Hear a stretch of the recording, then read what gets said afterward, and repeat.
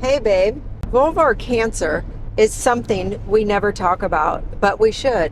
What are the first symptoms that women should be looking out for? Hey, babe.